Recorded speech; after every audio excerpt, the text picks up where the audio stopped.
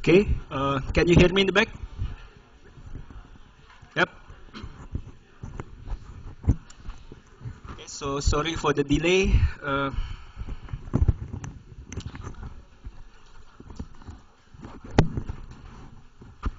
Okay, so today we're going to finish the heat integration chapter. We only have one slide left, 2 slides for including this one. Okay, so this is just to emphasize the threshold problem. Yeah. So for example, when your delta Tmin threshold is equal to 14, you can only have either QH or QC. So for this example, we only have QC. Yeah, so if you plot the utility versus the delta Tmin, this is where your this is how the plot will look like. Yeah, this is at the delta Tmin threshold. Okay, so if you change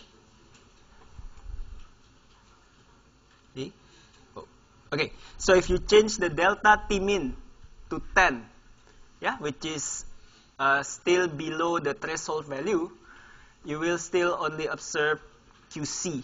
Yeah, you will not see any QH. So in the utility plot, delta Tmin equal to 10 will be here.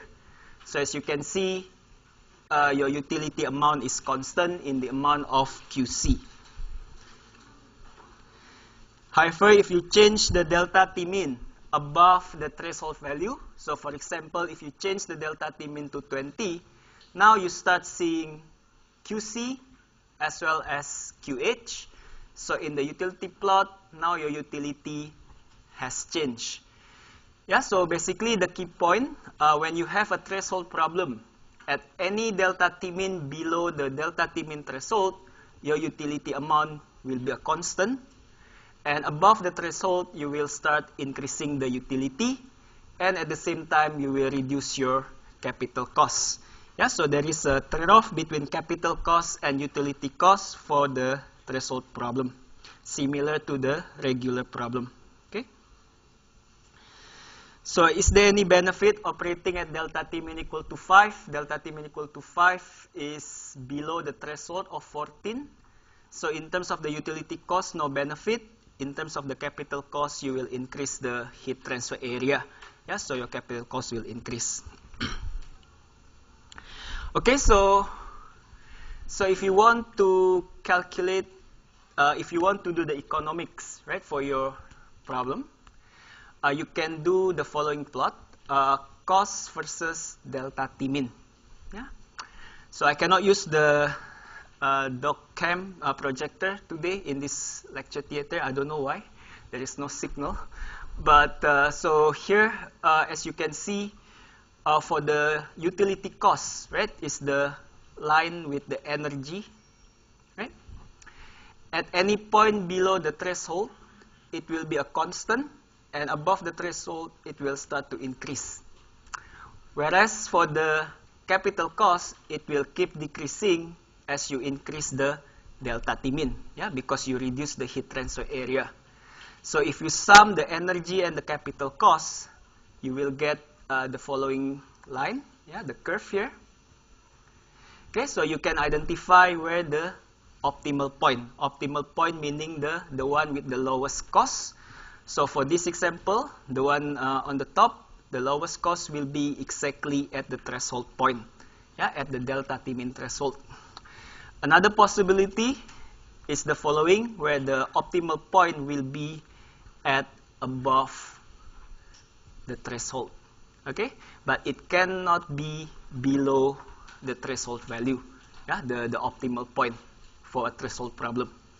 Okay, so that's basically what I have for heat integration chapter. There is another exercise here. Yeah, this is a very important exercise. Make sure you know how to do this kind of problem. Okay. So now I'll talk briefly about the quiz. Yeah, the second quiz, which is next Monday.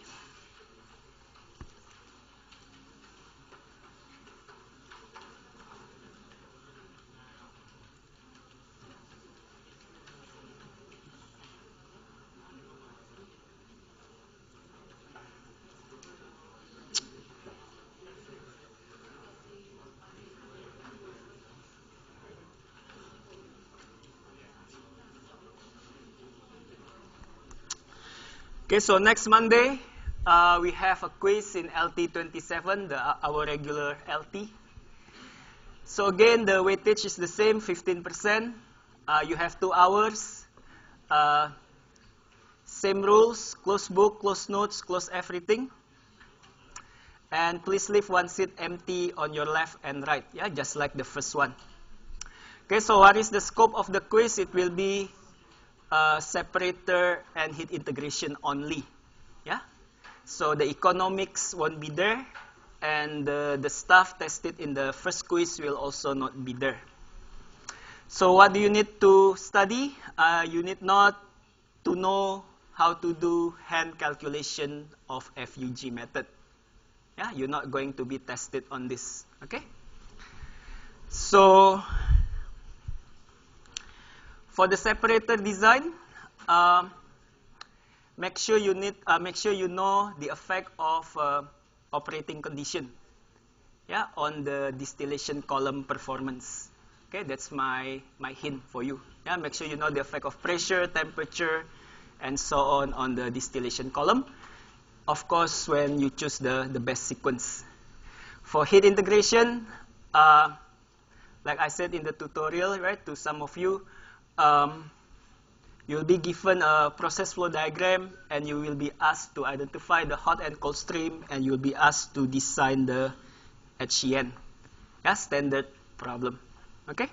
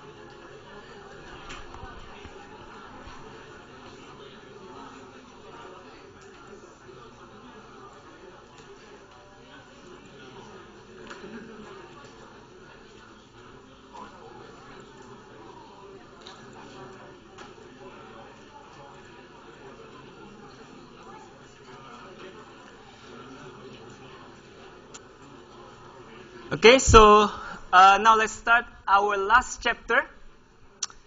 It's economics. It's not going to be in the quiz, so you can sit back, relax, listen to what I have to say, and keep the noise to the minimum. Yeah, nevertheless. Okay? So, in this chapter, yeah, basically what I'm going to try to convey to you is basic knowledge of engineering economics. Yeah, so that you know enough to calculate the profit of your plant next semester. Yeah, so by no means we're going to be an expert in engineering economics. Yeah, using the only 3 hours that we have left here. Okay, so so now let's start with the chapter. I don't need to understand the motivation, right? Basically, what we want to accomplish is we want to be able to calculate the profit, right?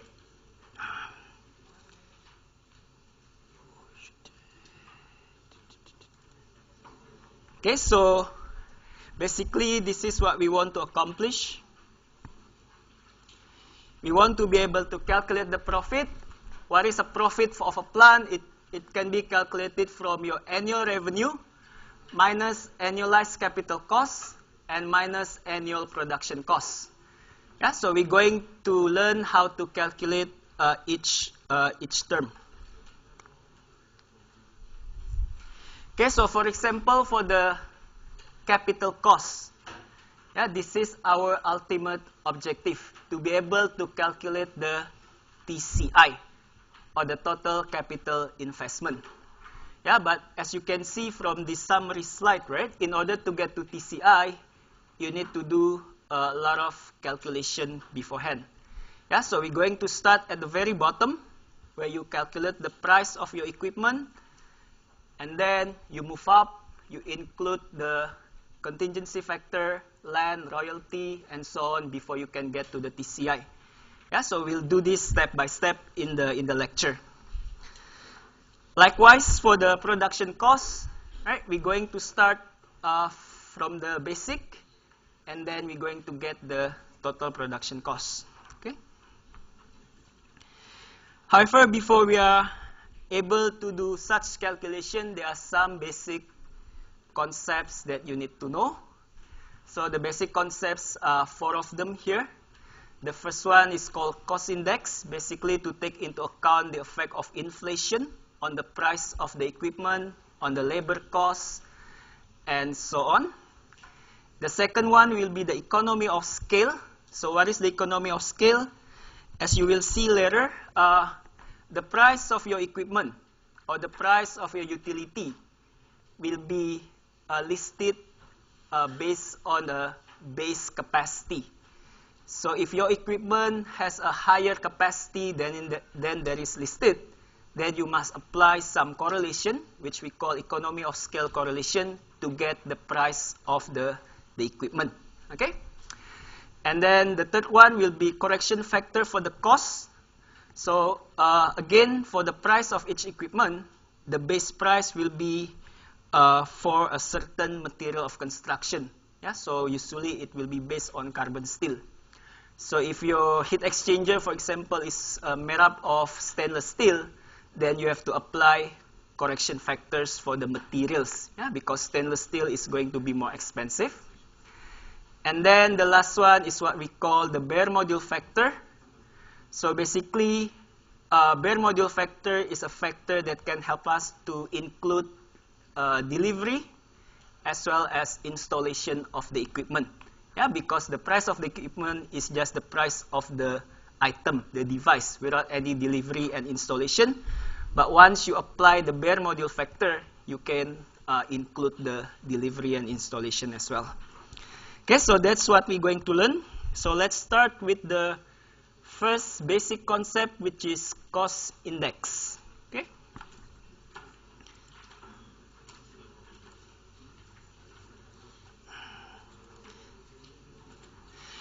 Okay, so like I said, cost index is to take into account inflation. Yeah, let's say you have an equipment. Let's say you have a distillation column. And for the distillation column, you have the price in year 2000. Yeah? So that will be your base cost. Yeah? The cost in year 2000, for example. Now you are doing your design in the year of 2014, right? Next year. So in order to take into account the inflation, you have to multiply the base cost, which is in the year of 2000, by the ratio of the cost index.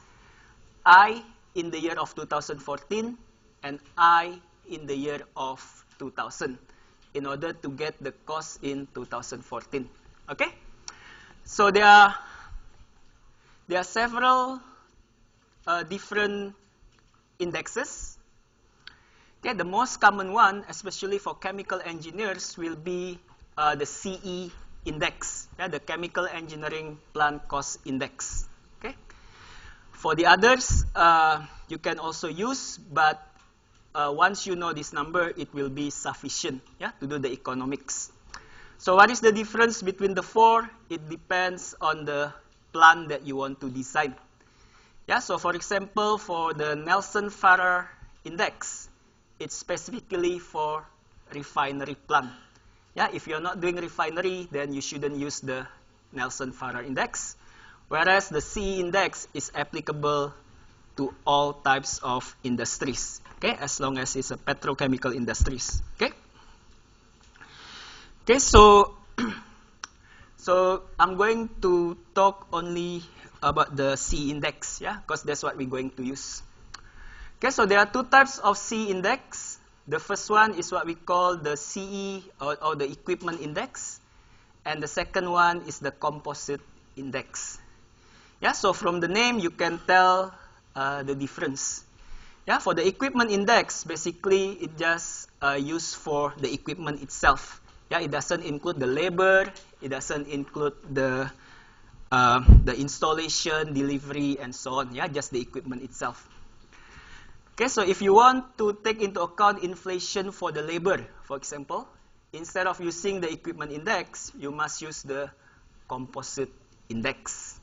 Okay, so that's the difference. Yeah. So now let me show you how to get the C index from the source. Okay, so C index is published every once a year. Yeah, there are two different sources that you can get the C index from. The first one will be the Chemical Engineering Magazine. The second one is the CEN, Chemical and Engineering News Magazine. Okay, so NTU has subscription to both of them. Okay, so let me show you how it looks like. Okay, so this one is from Chemical Engineering Magazine. Yeah, you can go to this website and you log in as NTU user, and then you can go to the issue in May, yeah, usually in mid-year, and you can get the latest C index for that year. Okay, so for example,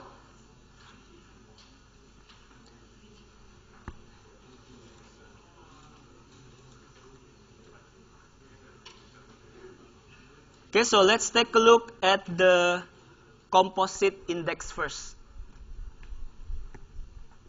Yeah, this one is the composite index. Okay, so the one for 2012 is 584.6. Yeah, so when you do your economics next sem, this is the number that you should use, 584.6. So why not 2013? Because when you submit your report, it's before May, right? So 2013 cost index has not been released. Yeah, you have to use the 2012. Yeah, so that's the number 584.6. Okay, so that's the composite index. For the equipment index is the one on the left.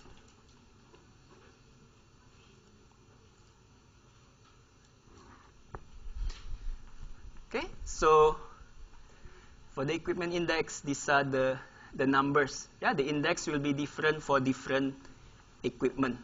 Okay.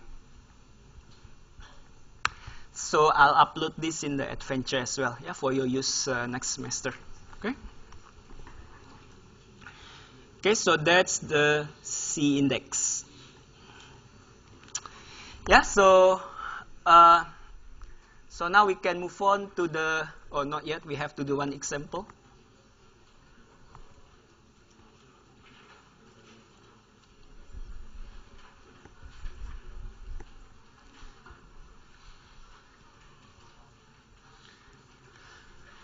Okay, so this is one example how to apply the C index. For example, you have an equipment, you know the price in 1991. The price in 1991 is 53,000 US dollars. So now you want to calculate the price in 2006. Yeah? So the price in 2006 will be equal to the price in 1991, 53,000, times the ratio of the C index. Yeah, in 1991, the C index is 361. In 2006 is 500. Yeah, so the new price after taking into account the inflation will be 73,400. Okay, so for you, you have to add another row here, 2012, 584.6. Yeah. So I haven't updated my notes since 2007. Okay. Okay, so that's it. Now let's move on to the next topic, which is the economy of scale. Yeah.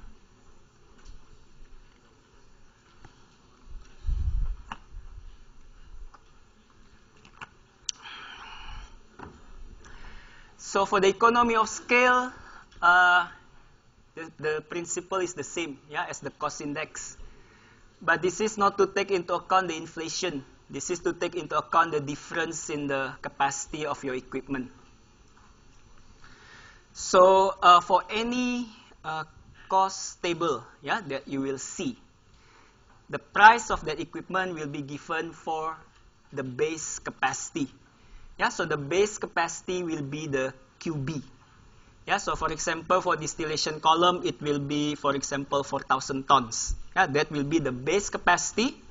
And then in that table, you will see the base price for that base capacity. So 4,000 tons equal to 1 million, for example. Yeah, that will be the base cost. So now you design your distillation column. You calculate the weight, which we're going to learn also, right? How to size a pressure vessel. You calculate the weight. Now the weight is no longer 4 tons, yeah, but the weight is 5 tons, for example. Now you want to know the price of that column, yeah. So now the Q is 5, right? 5 tons. The base capacity will be 4 tons. The base price will be 1 million. And then you use this equation, the M. Yeah, M will also be given in the table. It will be different for different equipment to get the actual price of your 5-ton distillation column. Okay, so for the tables, right, for the cost tables, the M is given.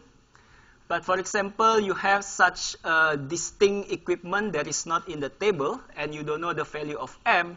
The rule of thumb is to use M equal to 0.6. Yeah, but unlikely you will need to use this, yeah, because all the equipment that we're going to use will be in the table, yeah, will be in the cost table that I'm going to show in the next slide. Okay, so that's for the difference in the capacity.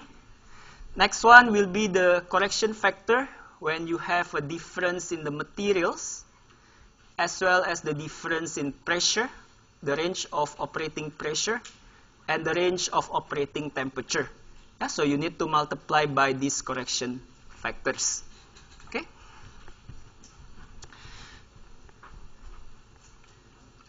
Okay, so this is the cost table that I mentioned earlier. Yeah. So like I said, the cost table will be specific to the materials of construction. Yeah, most of them will be carbon steel. It will be specific to the base capacity. Yeah, so for example, for distillation column, it will be 8 tons, right? 8 tons. For heat exchanger, it will be 80 square meter. Yeah, that will be the base capacity of heat exchanger. And then the base cost is also given. This number is in US dollars. Yeah. And then it also gives you the size range or the capacity range where you can apply the correlation. And it gives you the M value as well. Yeah, so this table is from one of the reference textbook, is the Smith, yeah, table 2.1. Okay. So one thing to note, this table, right, is based on 2000, the year of 2000. Yeah. So if you want to use the same table, you have to apply the cost index, yeah, 2012 to 2000. Okay.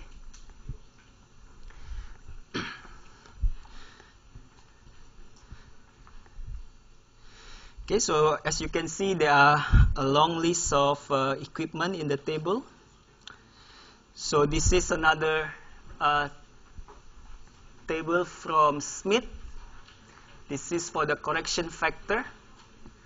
Yeah, you can change the title of the slide in your PDF notes. It should be the correction factor. Yeah, economy of scale correction factors. Okay.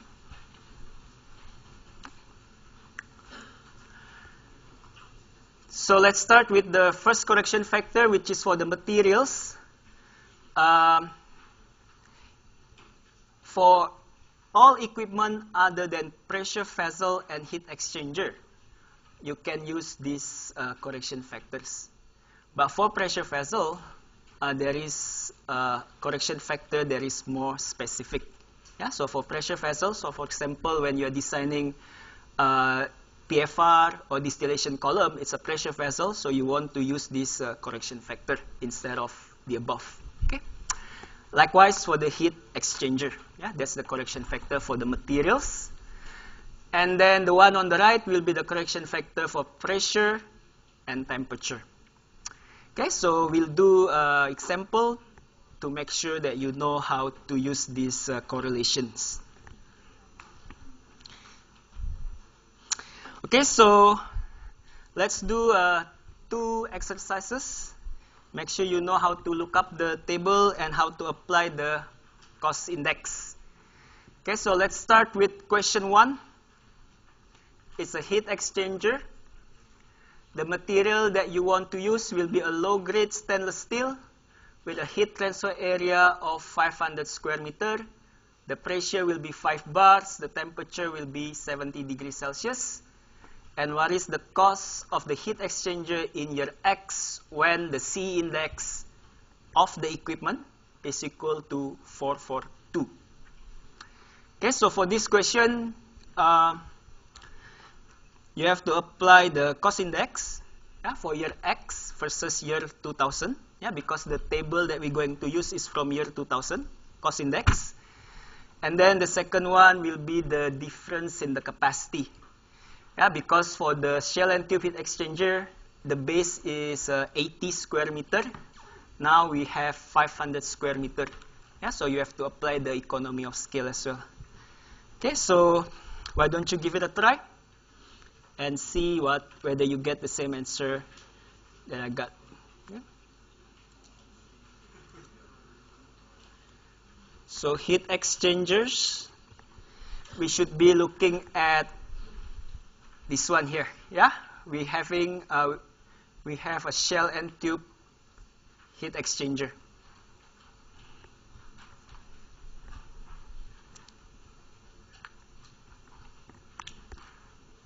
So make sure the base, the range of the capacity is between 80 to 4,000 square meter.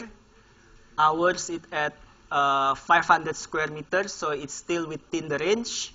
So you can still use the correlation. Yeah.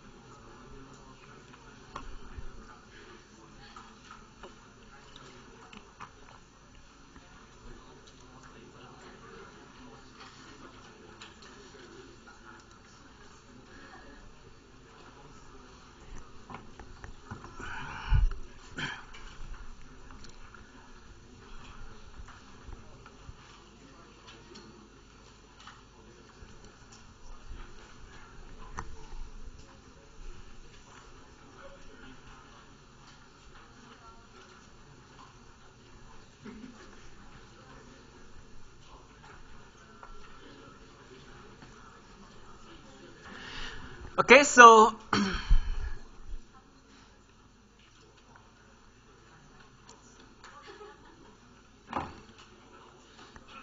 in the year of 2000, the C equipment index is equal to 436. In year X now is equal to 442. So we have to take that ratio. So the cost should be calculated as follow. Yeah? So 32,800 will be the base cost. 500 divided by 80 will be the ratio of the capacity. 0.68 is the M value that we get from the table. So 114,000 is the cost of that heat exchanger in 2000.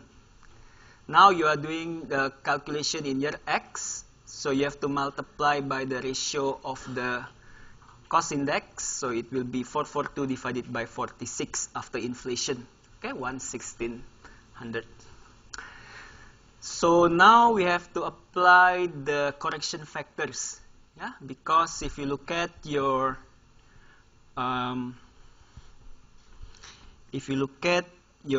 table, right? the base material is carbon steel, right, CS, and now you are using a low-grade stainless steel, so you have to apply the correction factor, yeah, for heat exchanger, right? You have to apply the correction factor for stainless steel equal to 2.9, yeah, from this table. Okay, that's why in the end you have to multiply by 2.9. How about pressure and temperature? Pressure is 5 bars. Correction pressure for 5 bars is equal to 1. So there is no need to multiply by correction for pressure. Temperature is 70 degrees Celsius. The correction factor is also equal to 1. Yeah, so you don't need the correction factor.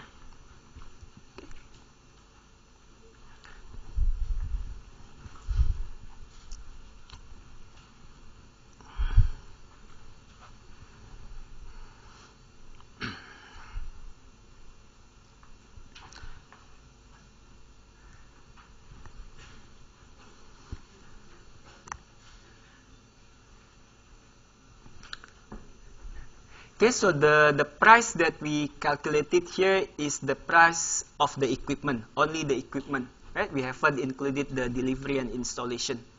Yeah, so the price in that cost table is just for the equipment. Okay, okay, so next one will be a distillation column. Yeah, so now we want to replace the internals. Yeah, initially you have trays. Now you want to replace that with a structure packing. Yeah. Initially for trays you have 1.5 meter in diameter and 46 meter tall. Once you change the internals to structure packing, the height is reduced to 30 meters. Okay. So now you want to estimate the cost of replacing the internals of this distillation column. Okay. So now we are not pricing the pressure vessel, right? We are pricing the internals. Okay. So let's go back to our cost table. Structure packing. So we should be looking at this, right? Structure packing. The height. The base height for this cost table is equal to 5 meters. So keep in mind our height is 30 meters. Right? So you have to multiply by 6, yeah, the cost, because you have 30 meters. The base materials is stainless steel. The column diameter is 0.5. Right? The base cost is 18,000 US dollars. And this is the range of the diameters. And this is the M value for structure packing. So you check whether your diameter is still within the range, right? 1.5 meter is still within the range. So you can apply the equation, right? So if you apply the equation, you get something here. So the 30 divided by 5 because we have a difference in height, yeah, of the column.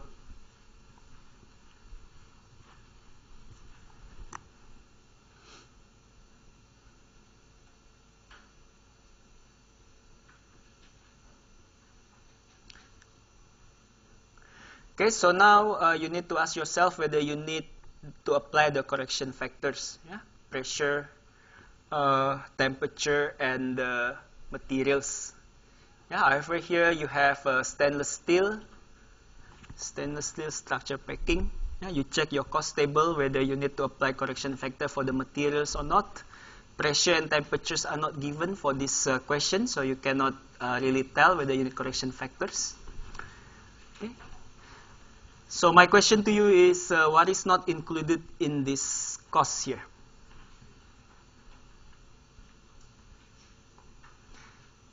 This is the cost of a new set of structure packing. What is not included in this cost?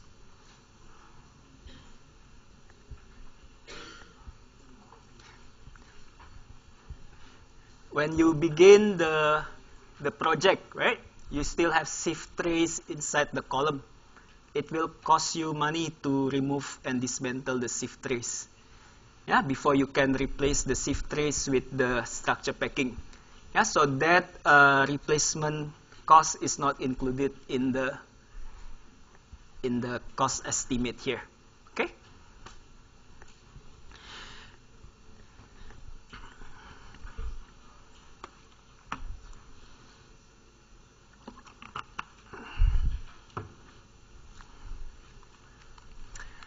Okay.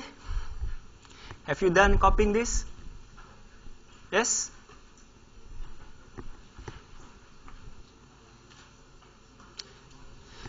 Okay, so the next concept will be the bare module factor. Okay. So what is the bare module factor? Like I said, the bare module factor is to include the delivery and the installation costs of the equipment. So for this slide, let's ignore the top part for now. Yeah, let's look at the one in the bottom here, the bare module cost. Okay, so what you have just calculated in the previous exercise is the following, CP. Yeah, this is what we call free onboard cost. Yeah, it doesn't include the delivery, it doesn't include the installation, it doesn't include the laborers, the engineers that is needed to install. Okay? So it's called CP. This is the same as CE. Yeah, CE in the first slide. Okay? So now, if you want to include the delivery and installation costs, you can apply the bare module factor, which is in the next slide. Yeah, the bare module cost of an equipment is equal to the bare module factor multiplied by the free onboard cost, CP. So for different equipment, the bare module factor will be different.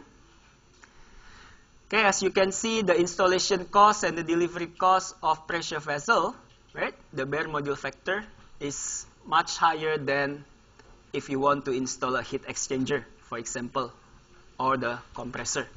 Yeah? So this is the bare module factor that you can use. So instead of calculating the installation cost, you can simply use the factor. Okay? So this is one example. Let's say the CP of a heat exchanger is equal to 10,000. What is the bare module cost for the heat exchanger? The bare module factor for heat exchanger is equal to 3.17, right? 3.17 multiplied by 10,000. Yeah, so it's equal to this number. Okay, so this is the number that you should input in your economics calculation.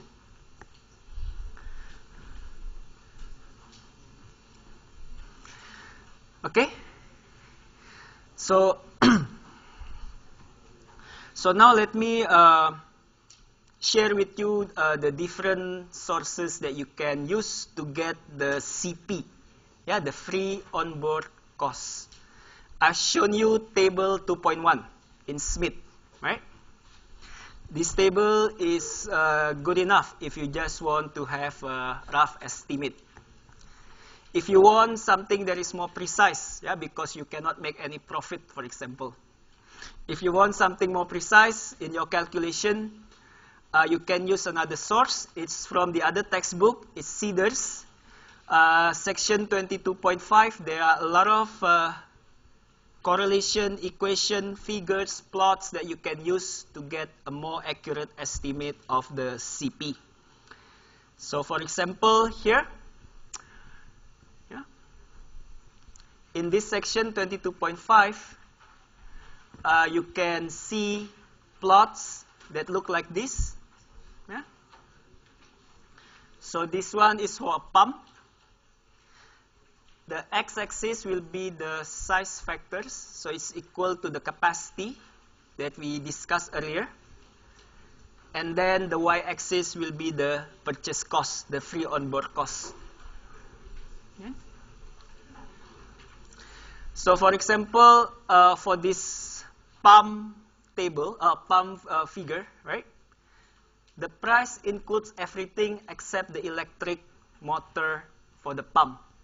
Yeah, so if you want something that is more precise, you can add the cost of the electric motor for the pump. Okay. So there are many figures. What we're going to look at more closely will be the one for the pressure vessel. Yeah, why? Because pressure vessel will be used for your distillation column as well as for your PFR. So we need to know how to calculate the cost of the pressure vessel. For the rest, for example, for pump compressor, you can simply go to section 22.5 and calculate the size factor. Yeah, so for example, for the pump, it will be based on the flow rate and the net positive suction head of the pump. Yeah. Okay.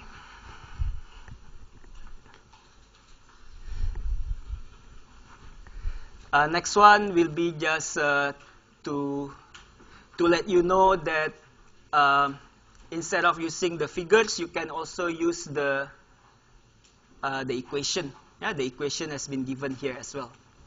Yeah, but this one is for the small item equipment, so not the major equipment. Okay.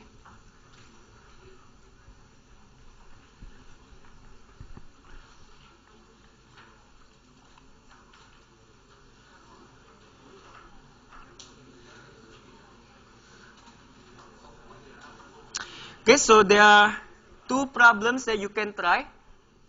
Yeah, the solution is given in the lecture note as well.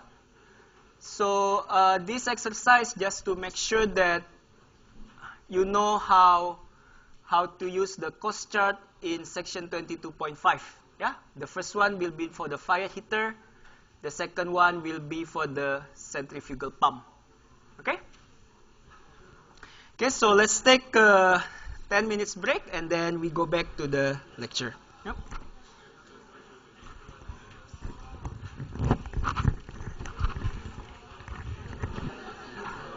Okay, so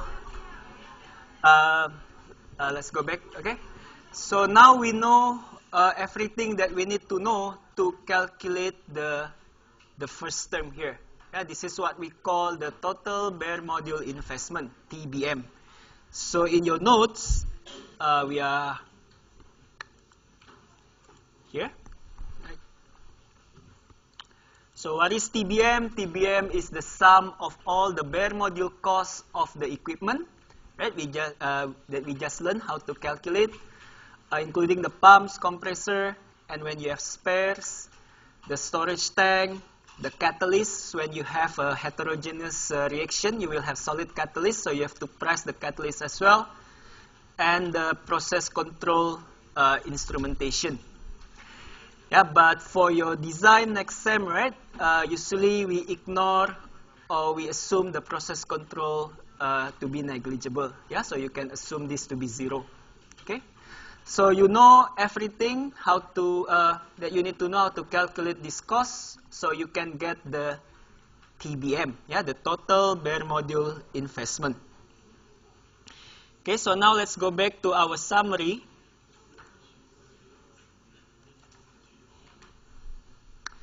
Yeah, so you know this TBM. Next one that you have to calculate will be the site preparation, the surface facilities, and the allocated utility plans.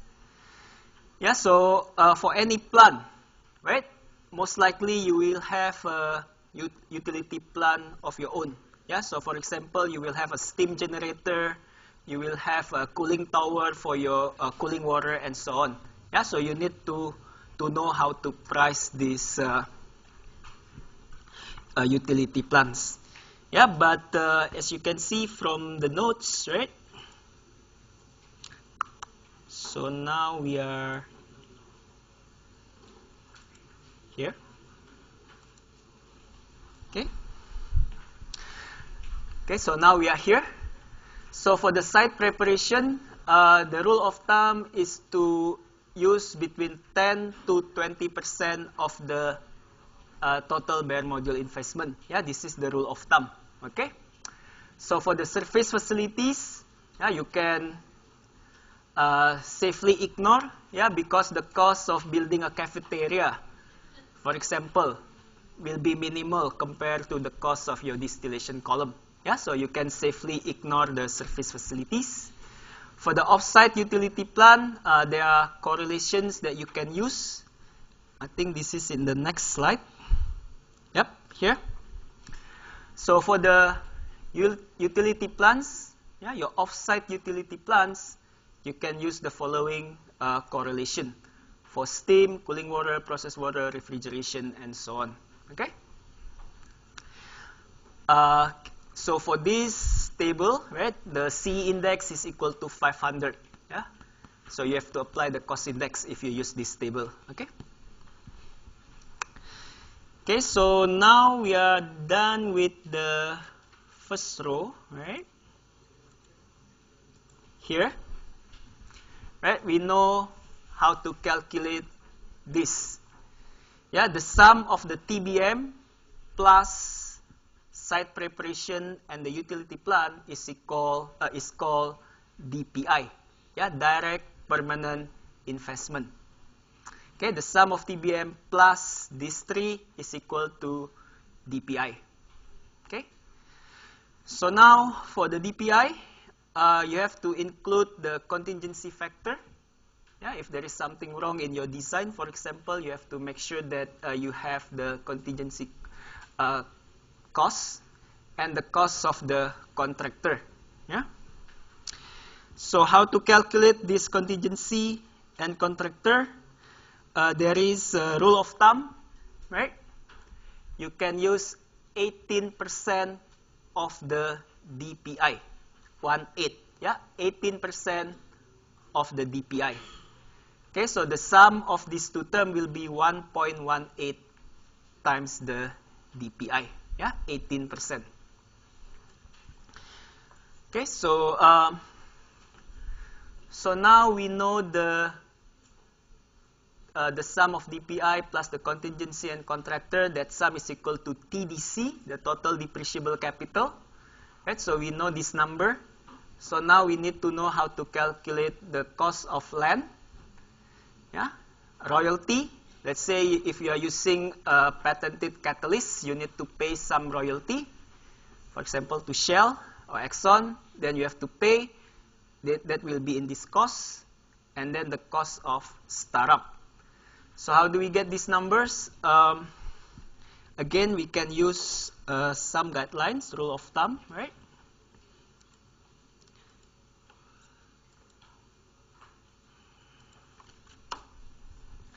Okay, so for the cost of land, yeah, unless the government gives you the land, let's say in Jurong Island, right, you have to include the cost of land that will be equal to 2% of the TDC. Yeah, we know TDC, so we can easily calculate the land cost.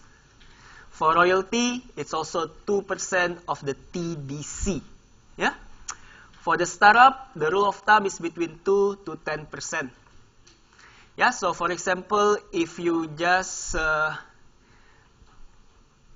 if you are building a copycat plant, for example, you have one in China and now you are building another one in Middle East, then the cost of the startup will be the minimum, yeah, 2%. However, if you are starting a new plant, totally a new process with a new catalyst and so on, the startup can be more difficult because you have no experience dealing with that process. So to be safe, you use the startup cost to be 10%, yeah, depending on the level of difficulty of the startup. Okay. Okay, so we know how to calculate these three items. It means we know how to calculate the TPI. Yeah, if you go back to our summary here.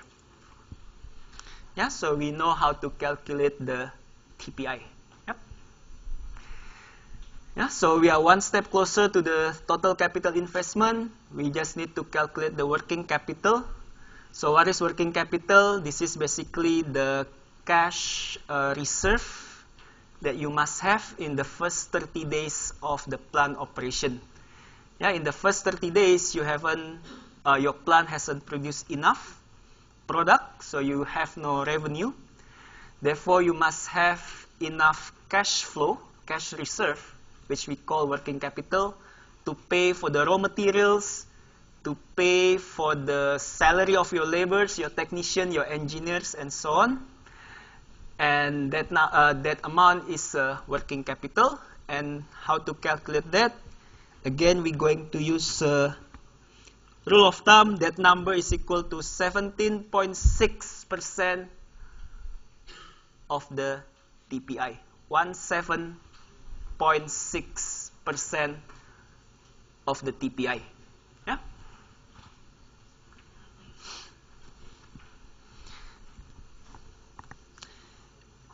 Okay, so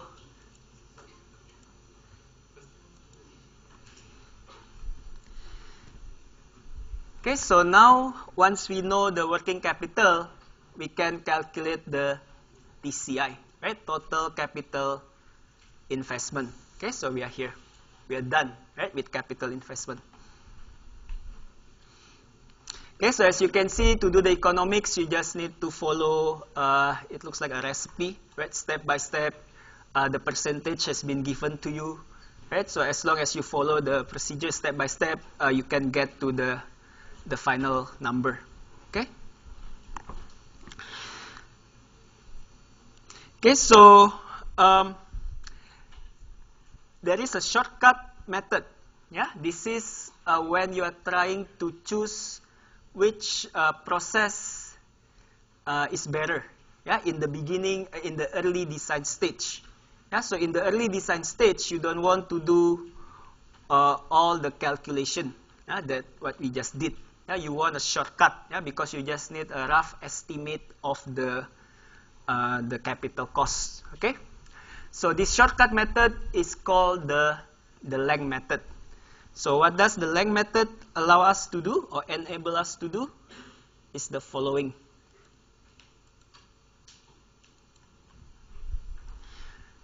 Okay.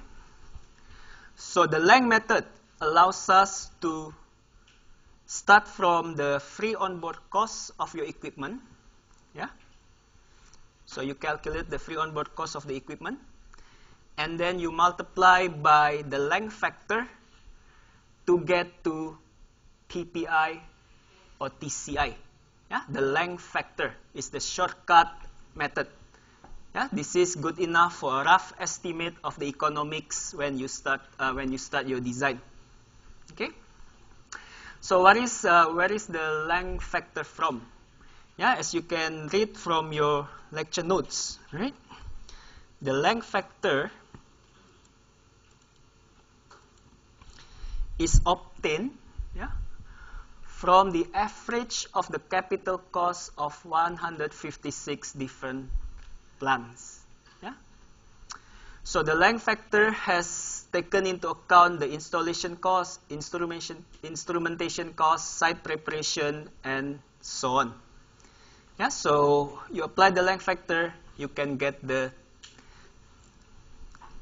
TPI, or you can go further to get TCI. Okay. Okay, so how to use the Lang method? You start with your free onboard cost, CP, right? And you have to apply the cost index, of course, right? And then you multiply by 1.05. What is 1.05? 1.05 is to take into account delivery, right? And then you multiply by the Lang factor. Yeah, the Lang factor is distinguished based on the type of operation that you have in the plant. When you only have fluid, the Lang factor is 5.93. When you have solid, it will be 4.67. When you have solid and fluid, it will be 5.03. Yeah, so for example, if you are designing a pharmaceutical plant, you will have solid as well as fluid. So the Lang factor that you should use is 5.03. Yeah? If you're just making polymers, for example, you're dealing only with a reaction, yeah? Polymer reaction, then you're dealing only with fluid processing plant. Okay, so that's the shortcut method. Yeah, but please, for your report, right, economics report, do not use the shortcut method. Yeah, use the detailed calculation for the economics. Okay, because you want to distinguish the profit. Yeah.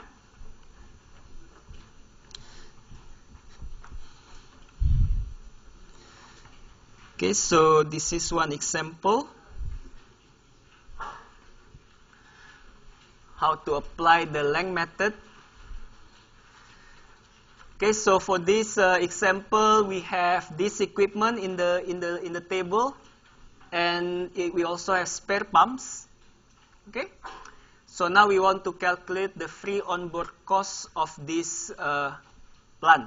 Right, so you sum all of the equipment costs. Yeah, is this number, and then you have spare for your pumps. So you have another 1200 and 500 over there for the spare. And this one is based on the Marshall-Swift index equal to 952, right, in 1991. So now you want to calculate the TCI in 2010. So you have to apply the cost index for the MS index. Yeah, so this is the number.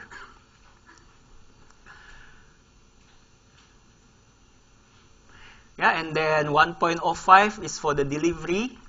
5.93 is for the Lang factor. Yeah.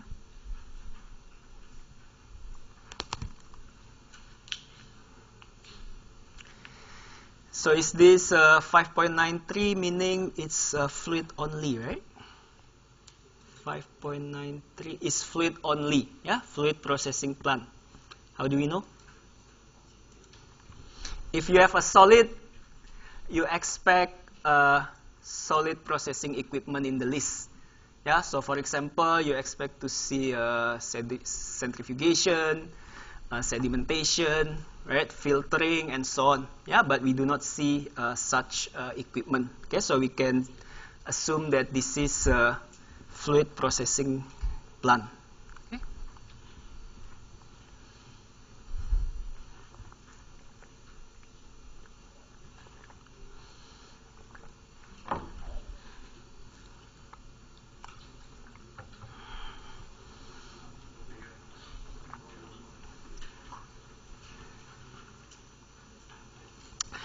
Okay, so we know how to calculate the TCI. Yeah, but when you calculate the profit, we are looking at annual profit. Yeah, we are looking at annual revenue. We are looking at annual production costs. So for the capital cost, we also need to annualize. Yeah, another reason, because when you build a plant, right, you're not paying the capital cost in a lump sum amount in year one, right? In fact, you are borrowing money from the bank, yeah, and then you have to pay installment. When you have to pay installment, you have to take into account interest rate. So for example, you are building a plant, the capital cost is a certain amount, 5 million, no, not enough, 50 millions, and then you are borrowing from the bank for 5 years, let's say. Yeah, so N is equal to 5, the interest rate, 3% maybe in Singapore, right? So you can get the annualized capital cost, yeah, instead of the total capital cost, okay? Okay, so this is one example how to annualize the cost of a distillation column. You start with the free onboard cost equal to 1 million. Then you need to get the bare module cost, yeah, because you have to take into account delivery and installation. So you get this number. And then if you are borrowing from the bank for a 5-year period with a 5% interest, this is where this is the amount that you should key in into the annual profit calculation. Yeah, instead of 4.16 million, you should key in this number. Okay.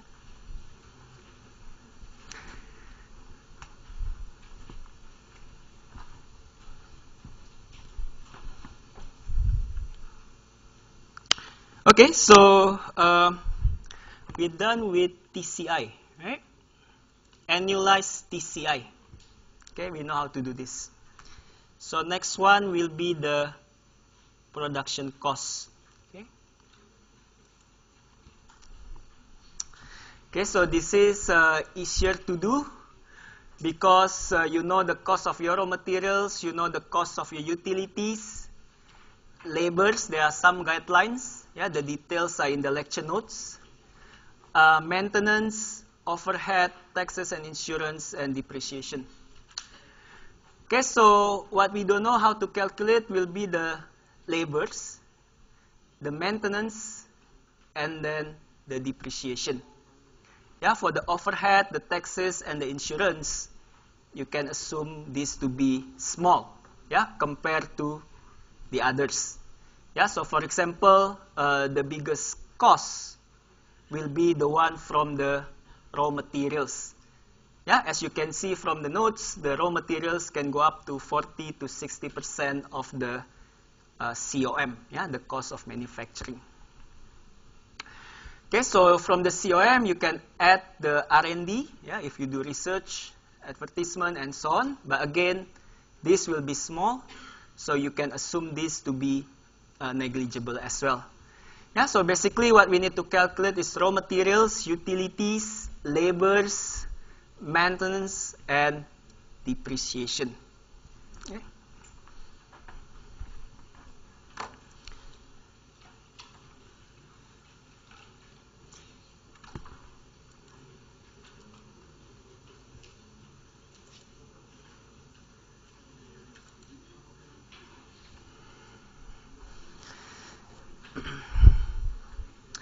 Okay, so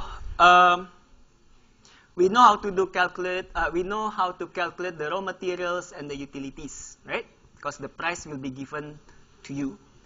How about labor? Yeah, labor, the details are in your notes. Yeah.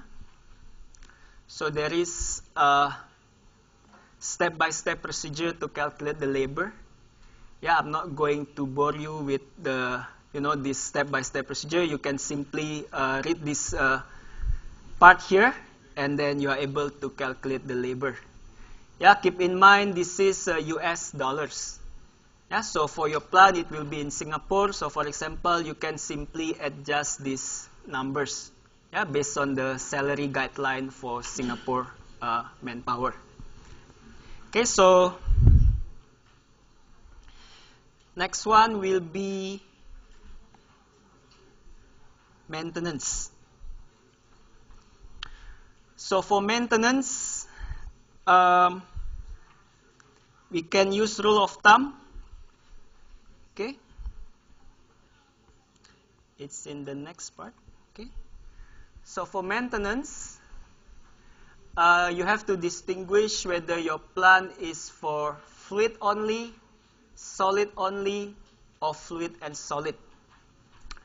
If it's fluid only, the maintenance should be equal to 8.05% of the TDC. Yeah, TDC is the number that we calculated earlier. Yeah, when we calculate the TCI, right, the capital investment. So we know this number. Yeah, you can calculate the maintenance. If your plant is a different one, let's say fluid solid, you have to change this number to 4.5 and that number to 4.5 as well. Yeah, so you will get a different number. Okay. Okay, so this is one example, okay, how to calculate maintenance.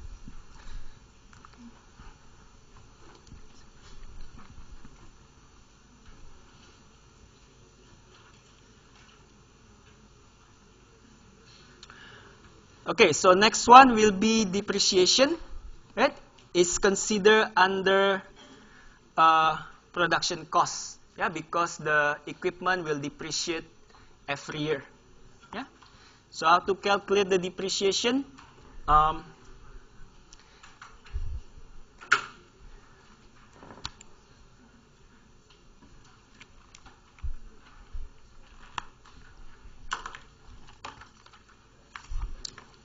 if you want to calculate the depreciation, you need to know the plant life. Yeah, how many years that your plant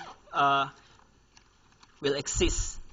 Yeah, so for example, you can say it's 10 years, 12 years, or 16 years.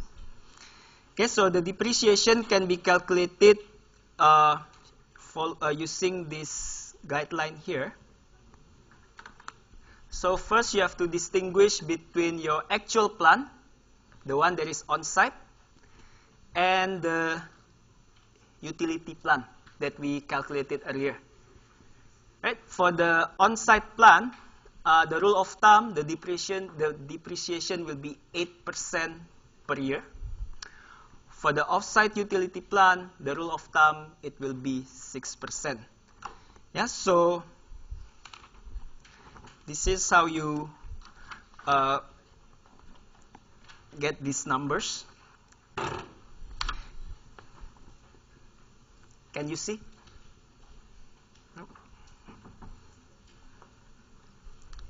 So this is the plant value.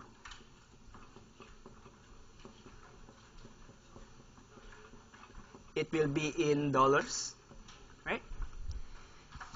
And then this will be the plant life. It will be in years.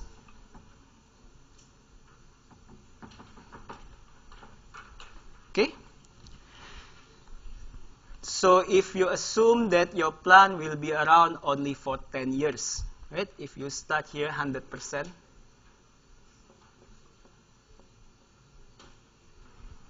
oh, sorry, this is not a dollar, it's a percent. Yeah?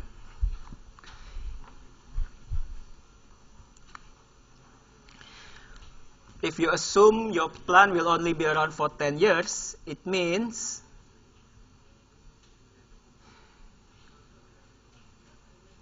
the depreciation is 10% per year. Yeah? If you assume that your plant will be around for 16 years, 16 years, yeah, the depreciation will be 100 divided by 16, it's around 6%. 6% per year. Yeah, for 12 years,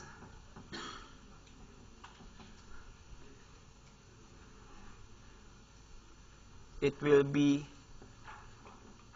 8% per year. Okay, so basically when we use the rule of thumb, is 8% depreciation for your on-site plant. It means you are assuming that the plant will be around for 12 years, whereas the off-site utility plant will be around for 16 years. Yeah, that's how you get this number, 8 and 6%. Okay, so this number is 8% of the TDC. Again, TDC, right? The number that we have calculated earlier. Okay, so we distinguish between on-site and off-site, right? So here you have to subtract the cost of the utility plant from the TDC, yeah, because 8% is only for the actual plant, the 6% is for the utility plant. Yeah, so you have to subtract the cost of the utility plant from the TDC before you multiply by 8%. Okay.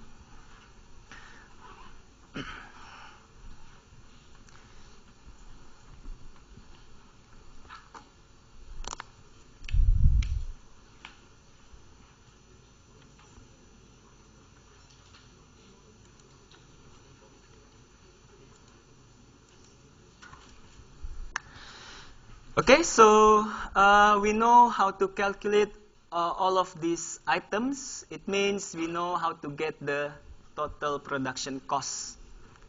Yeah, so we know how to do capital investment, we know how to do production costs. Of course, we know how to do revenue, right? It's just product that you can sell. So now you can calculate your annual profit.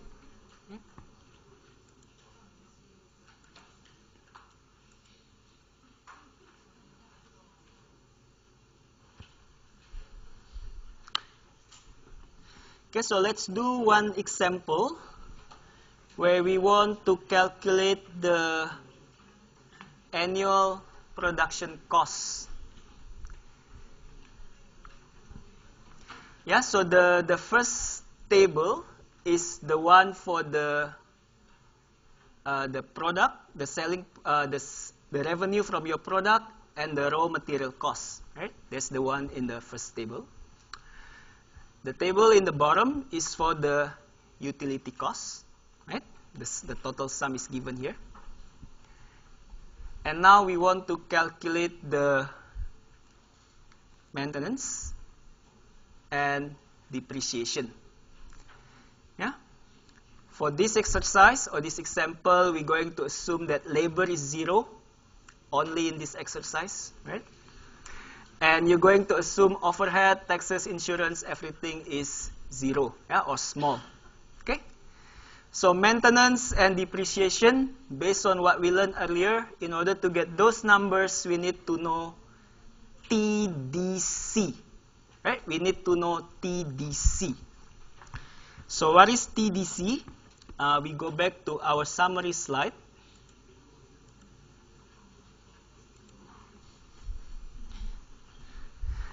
Yeah, in order to get to the TDC, you need to know DPI and the contingency factor or contingency cost. Okay? And then in order to get DPI, you need to know the TBM as well as the other three here. Okay?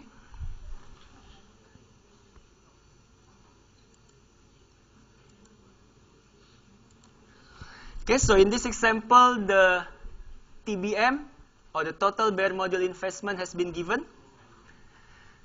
The site preparation, the surface facilities has also been given. The cost of the offsite utility plant has also been given. So you can calculate the DPI, right? You can calculate the DPI. And then you have to add the contingency costs using the rule of thumb is equal to 18% of DPI. So you will get this number. Yeah, this is the TDC, basically DPI plus 18% of the DPI. Yeah, this is the number. So once you have TDC, you can calculate the maintenance and the depreciation. Yeah. So that's what we are doing in the next slide.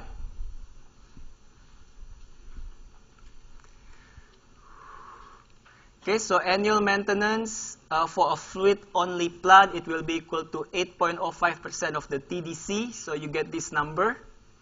For the depreciation, you have to split into the on-site plant and the off-site utility plant, 8% and 6% of the TDC.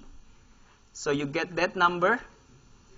Yeah, since labor is 0, the sum of these rows will be equal to your COM. Yeah, or the annual total production cost. Yeah, so this is your COM, yeah, the cost of manufacturing. Yeah, because general expenses is 0. And you know your sales revenue, yeah, because you know the product and byproduct selling price. So you can calculate the profit before the annualized capital cost is taken into account. Yeah, the profit is 7.6 million. Yeah, of course, because you are not paying any labor. Yeah, which is it's not going to be true. Yeah, this is just for example. Okay.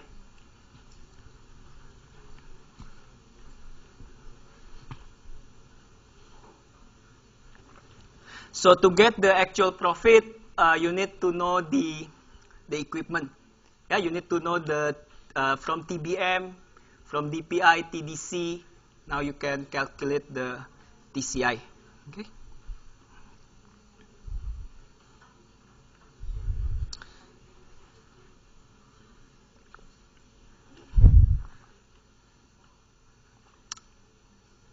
Okay?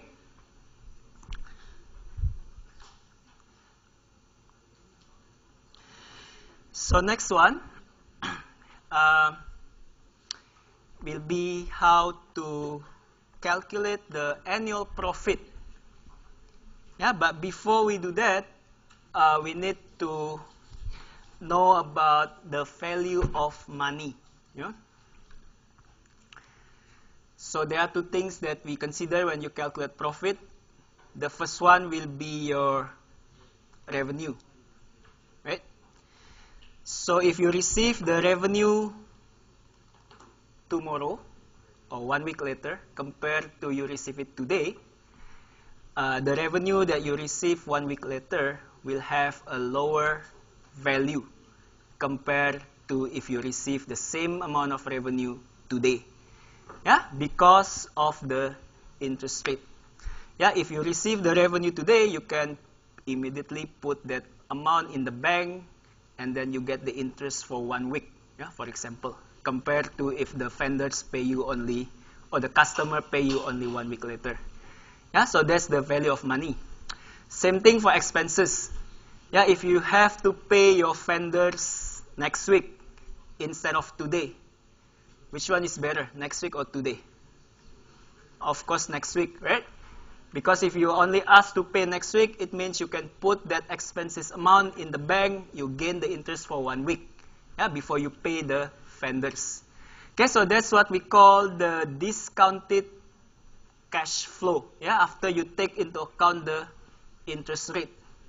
Okay, so from the cash flow that we get, right, annual revenue minus annualized capital costs minus annualized production costs, you get the annual cash flow. Yeah, but this cash flow, yeah, it will be valid for several years, right? Because your plan will last for a number of years. So if you want to get the present value of that cash flow, you have to calculate the discounted cash flow. Yeah, so you have to divide that number by 1 plus the interest rate to the number of years that the cash flow is around. Okay? So that's the discounted cash flow. Okay? So now let's take a look at the following figure.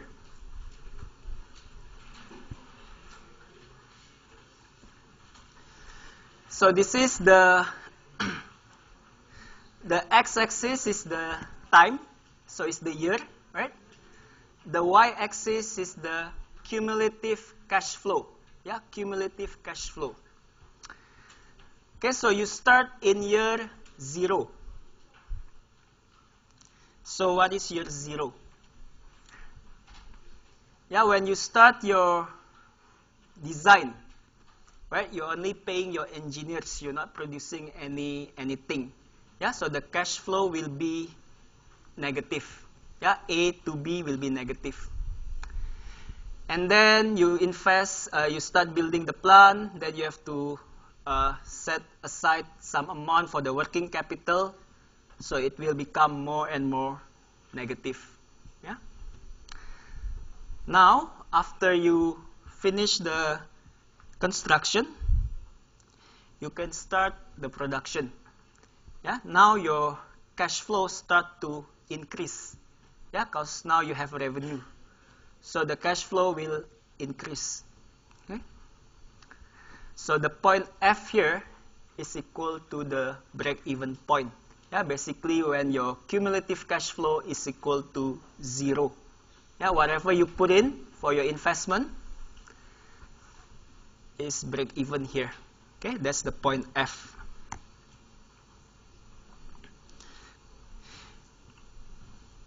Okay, so as you can see, the cash flow will dip as the plant gets older. Yeah, why? Because you will have more issues with the maintenance. For example, you will be running at a lower capacity than it used to be, so the cash flow will be lower. Yeah, because you will be producing less, or you will be your process will be running at lower efficiency. Yeah, that's why you see the dip. Okay, so the solid line is when you do not take into account the value of money. Yeah, you do not take into account the interest rate. When you take into account the interest rate, you have to divide by 1 plus interest rate to the n power. So that will be the dotted line. Okay. So as you can see, once you apply the discounted cash flow, the dotted line will have a lower net present value. Yeah, net present value is basically the sum of all the annualized cash flow. Yeah, so the net present value for the solid line will be point H. Yeah, it will be this number, any number. For the dotted line, when you apply a certain amount of interest, the net present value will be point J. Yeah, net present value is the sum of all the cash flow. The higher the net present value of your plant, the more profitable the plant is. Yeah, so that's one profit indicator that you can use, yeah, to demonstrate which one is more profitable, yeah, which process.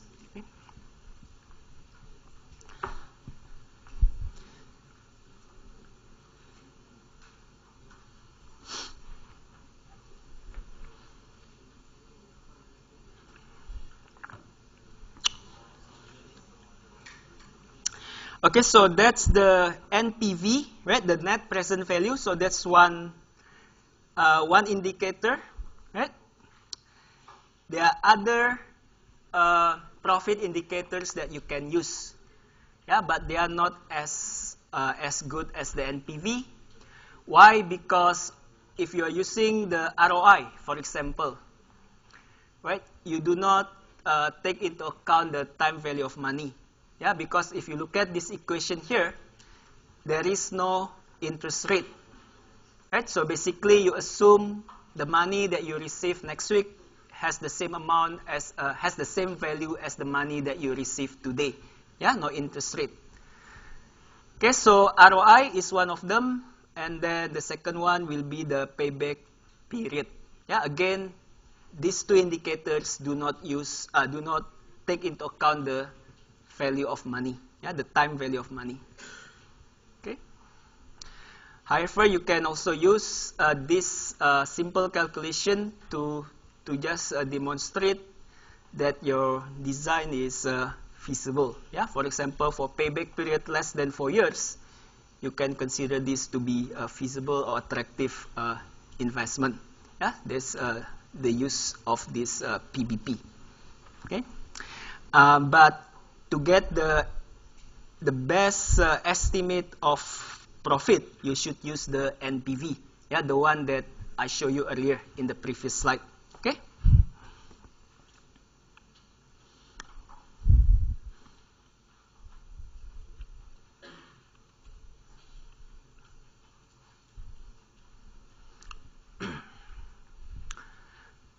Okay, so this is what I just said. NPV, or the net present value, is a more accurate measure of the plant profit. Okay. So now let's do this one example, right? How to calculate the ROI and the PBP, right? The payback period and the return of investment. So for the ROI, if you look at the equation, you need to know the tax rate, right? You need to know the annual sales revenue from your product, and you need to know the annual cost of manufacturing, and you also need to know the TCI, right? The total capital investment. Okay, so if you look at the information that is given here, can we calculate ROI?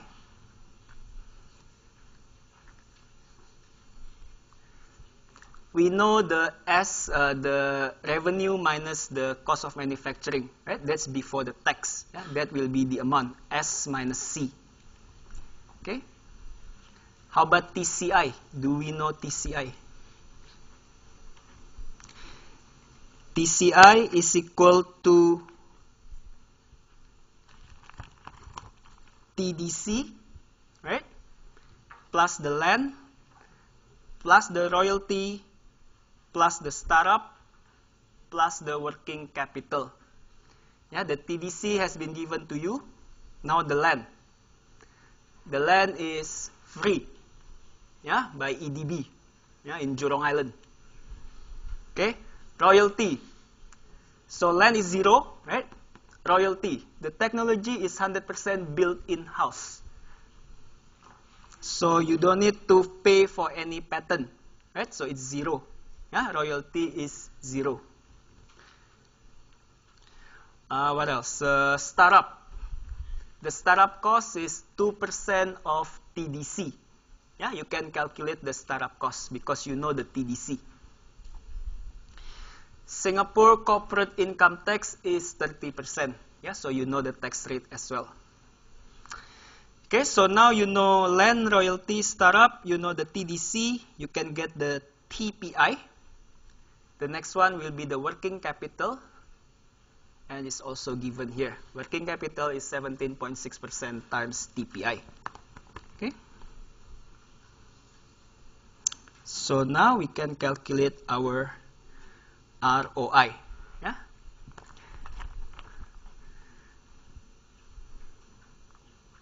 Yeah, so this is the amount of TCI. Okay. And then this is the pre-tax profit. So the tax is 30%, so you multiply by 70%. So that will be your ROI. If you do the math, the ROI will be equal to 164%.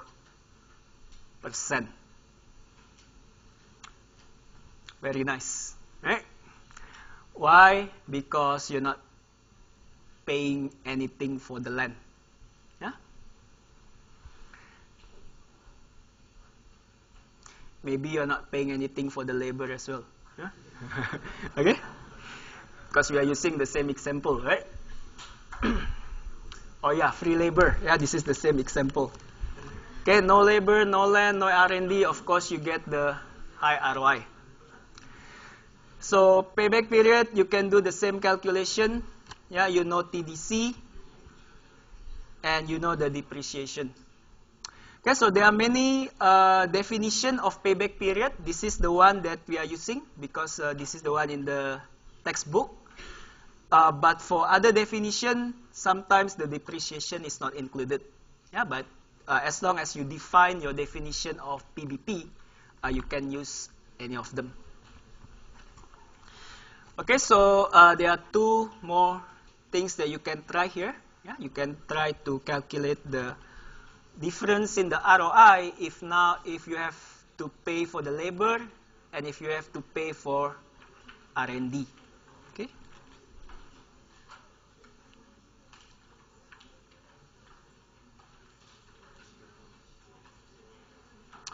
Okay, so the next one is an exercise where you're going to calculate the whether you're going to determine whether the proposed design or the proposed plan is economically attractive or not. Yeah, basically you have to calculate the PBP. Yeah, if it's less than 4 years, then you can say that your design is attractive. Yeah, so the solution is in the next slide. Okay, so I'm not going to go over this exercise. Okay, so I'll stop here. Then on Friday we finish our lecture, yeah, on the pressure vessel cost calculation. Okay.